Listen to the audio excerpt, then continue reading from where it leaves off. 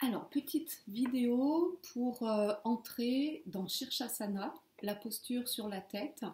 On va voir aujourd'hui comment préparer Shirshasana, notamment avec la posture du clown. Alors, pour cet atelier, on a besoin d'un espace. Prévoyez d'avoir un tapis et avec un espace assez dégagé autour.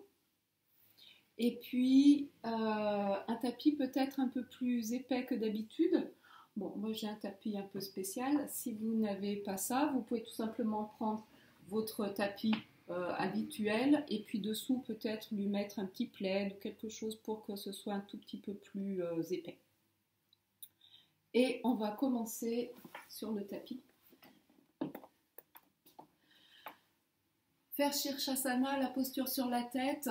Eh bien, c'est d'abord vaincre sa peur, parce qu'on n'a pas l'habitude d'être la tête en bas, et on a peur de perdre l'équilibre et donc de tomber. Alors, on va juste commencer par faire un petit exercice pour apprendre à tomber, et on va faire quelques roulades avant. C'est ce qui peut arriver de pire quand on tombe. Donc, je vais vous proposer de venir sur les bras comme si on allait faire le clown, c'est-à-dire que vous avez les mains devant vous, vous allez venir poser le plat de la tête, vous êtes bien à l'arrière du tapis et quand je parlais d'espace, c'est vraiment l'espace devant pour pouvoir faire cette roulade. Normalement, vous n'allez pas sortir beaucoup du tapis.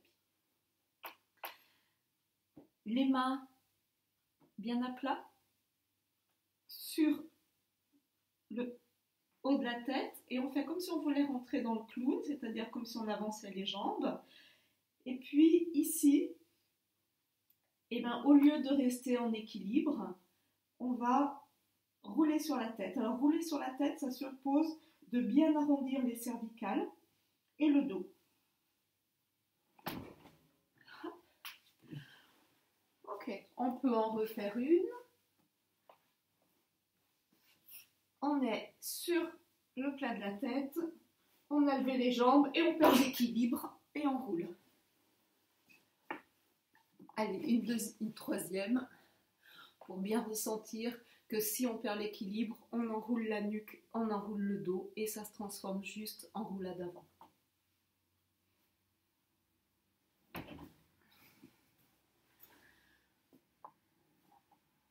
À l'arrière de votre tapis. Donc si votre tapis n'est pas très épais, ce que vous pouvez faire, c'est le rouler comme ceci, à peu près sur 1 mètre. Une fois, laissez quand même un peu d'espace devant pour rouler si besoin, ce qui va a priori pas arriver.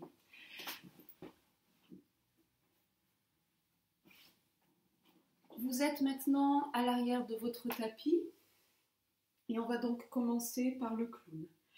Alors pour le clown, vous avez les mains posées avec les doigts bien écartés, surtout l'index et le majeur. Vous vérifiez d'avoir les index qui pointent bien vers l'avant, qui sont parallèles entre eux.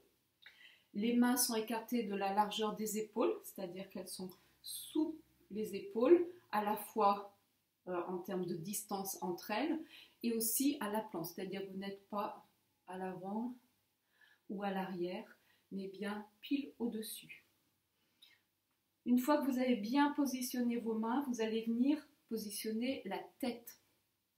La tête va venir se placer devant pour former un beau triangle isocèle, les 3 côtés de même longueur. Venez poser la tête devant. Quand je dis la tête, c'est bien le sommet, le plat du crâne, c'est pas devant, c'est pas le front, c'est bien là.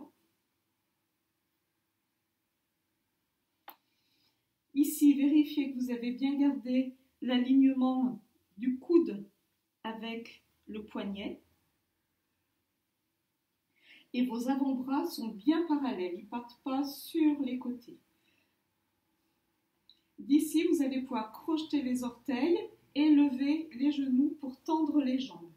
Une fois que vous avez les jambes tendues, vous vérifiez toujours que vos coudes restent bien parallèles entre eux et bien au-dessus des poignets.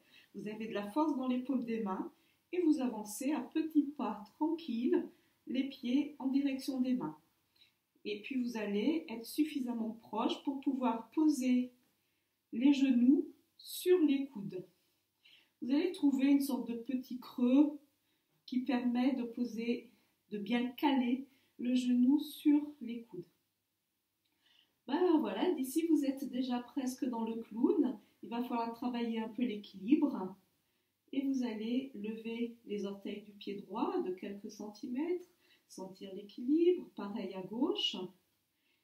Vous ressentez la stabilité, la force dans les mains, l'équilibre sur la tête. Et petit à petit, vous pouvez lever les deux pieds à peine quelques centimètres, juste un tout petit peu au-dessus du tapis et restez là. Ressentez le confort, la tranquillité ici. Et quand ça c'est suffisamment installé, eh bien vous pouvez voir si vous pouvez monter un peu les pieds, peut-être venir toucher les gros orteils entre eux et puis lever les tibias pour qu'ils deviennent le plus parallèles au sol possible. Vous pouvez lever, lever, lever, lever. Et puis là, toujours, vous ressentez l'équilibre, la force dans les mains. Attention de ne pas casser les poignets, hein, vous poussez bien dans les mains dans le sol. Et puis l'équilibre sur le plat de la tête, quelque chose d'assez confortable, dans lequel vous pouvez rester, peut-être même bouger un petit peu les pieds, etc. Vous restez, vous respirez. Alors, je vais compter 5 respirations. Si vous êtes dans la posture, vous restez dans la posture. Si vous n'y êtes pas, ben vous continuez d'essayer.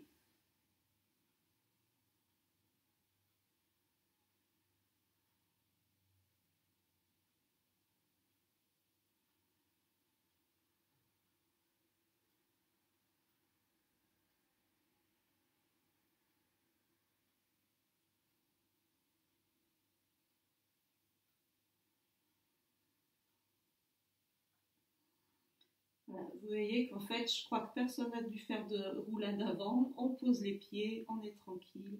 On pose les tibias au sol et on récupère un petit peu en balasana.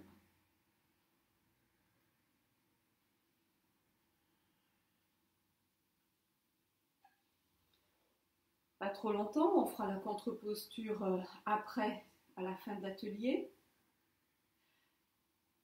Une fois qu'on a fait le clown, eh ben on peut s'aventurer dans Shirshasana, la posture sur la tête. On va commencer par prendre un bon écart au niveau des coudes. Et pour mesurer l'écart au niveau des coudes, on va placer les pouces à l'intérieur du coude, dans le pli à l'intérieur du coude, des deux côtés. En gardant bien cet écart, vous êtes toujours positionné à l'arrière de votre tapis. Vous posez les coudes devant vous, vous ouvrez les mains sans écarter l'écart, vous croisez les doigts, éventuellement, ça dépend de ce que vous avez comme tapis, vous pouvez ramener le petit doigt pour que ce fasse une surface bien plate au niveau des tranchants extérieurs des mains.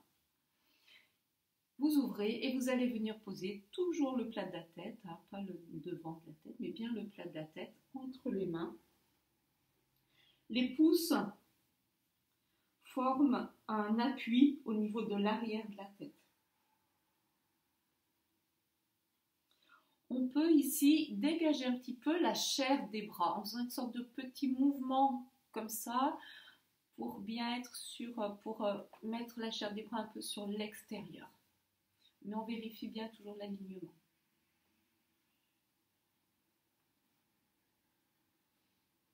De la même manière que pour le clown, on va crocheter les orteils à l'arrière, lever les genoux jusqu'à avoir les jambes tendues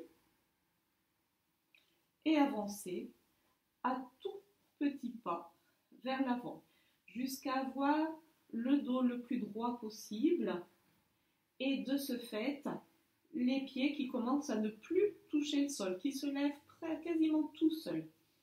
Quand vous sentez ce petit mouvement de bascule qui fait que les pieds se lèvent du sol, vous pouvez lever une jambe en gardant le genou fléchi, jambe droite, genou fléchi. Oh, il y a la jambe gauche qui se lève toute seule. Genou fléchi. Restez ici un moment. Ressentez le dos. et ressentez la stabilité dans la posture. Respirez, ouvrez bien les aisselles, poussez les avant-bras dans le sol. Et puis quand vous avez suffisamment de stabilité, vous êtes tranquille, vous pouvez lever la jambe droite.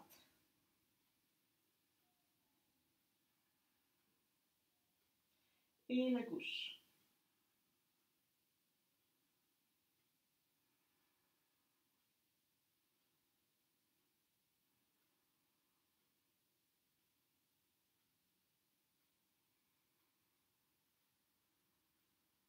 Restez dans la posture si vous êtes dans la posture.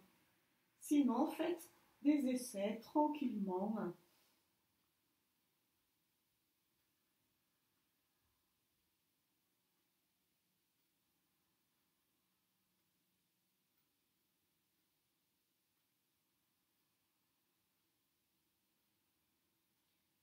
Respirez tranquillement dans la posture.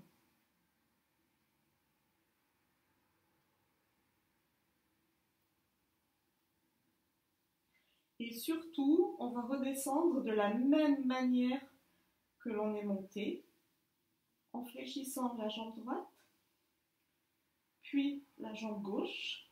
Restez ici, posez le pied droit, le pied gauche, le tibia droit, gauche, et venez dans Balasana, le front au tapis, les bras vers l'arrière, et détendez.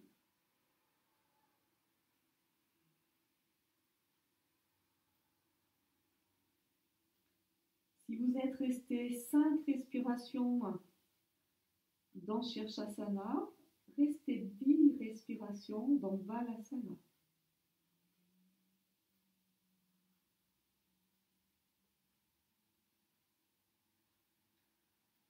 Si vous êtes resté plus dans Shirshasana, restez encore plus dans Balasana.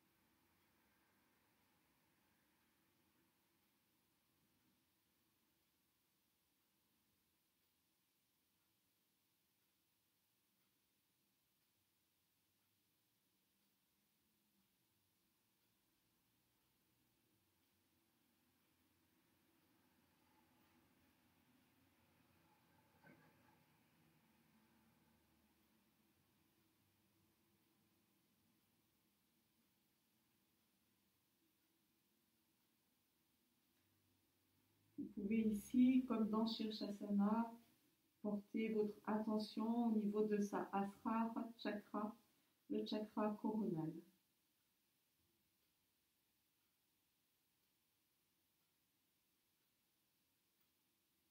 Le dessus de la tête.